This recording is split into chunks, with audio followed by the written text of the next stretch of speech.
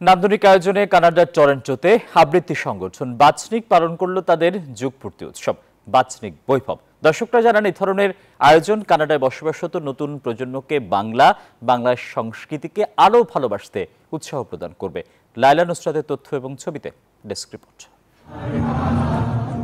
কানাডার টরন্টোর বাঙালি পাড়ায় ডন অফ ডেথফোর্ট মিলনায়তনে বিভিন্ন শ্রেণী পেশার সব বয়সী মানুষের পদচারণা ছিল মুখরিত। শতাধিক শিল্পীর পরিবেশনায় তুলে ধরা হয় বাঙালির ইতিহাস, ঐতিহ্য ও সংস্কৃতিকে। এই বছর একটু বর্ণাঢ্যভাবে আমরা বাচনিকের যুগপূর্তি উদযাপন করেছি। আমরা আমন্ত্রণ জানিয়েছি এই শহরের সকল সংগঠনদেরকে এবং প্রায় শতাধিক শিল্পী নিয়ে আজকে বেশ সারাদিন ব্যাপী একটি বর্ণাঢ্য আয়োজন আমাদের ছিল।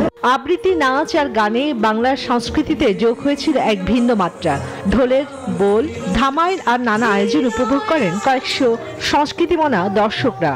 আমরা এখানে এরকম অনুষ্ঠানে দেখি যে বাংলাদেশের যে সংস্কৃতির চর্চা করা, নতুন প্রজন্মকে আরো এগিয়ে রাখা, ওদেরকে তুলে ধরা, that's really what we should do to make sure that we're never forgetting our roots. আয়োজকরা জানেন, প্রতি বছর এই ধরনের আয়োজন থাকলেও এবারের যুগপূর্তি হিসেবে বর্ণাঢ্যভাবেই উদযাপিত হয়েছে বাচনিক এবং বাৎসরিক এই আয়োজনটি। এই বছর সম্মাননা প্রদান করা হয় বরেণ্য আবৃত্তি শিল্পী শিমুল মুস্তফাকে। শুদ্ধ সংস্কৃতি বলতে যেটি দরকার সেটা হচ্ছে যে সংস্কৃতি চর্চা করতে হবে তো আসলে মানুষের কল্যাণে। উৎসব আয়োজনে উপস্থিত ছিলেন কবি আসাদ চৌধুরী, কবি শামসুর রহমানের পরিবারের সদস্যরা, কানাডার বাঙালির এমপিপি ডলি বেগম এবং কমিটির বিশিষ্ট ব্যক্তিবর্গ। Desk report, news 24।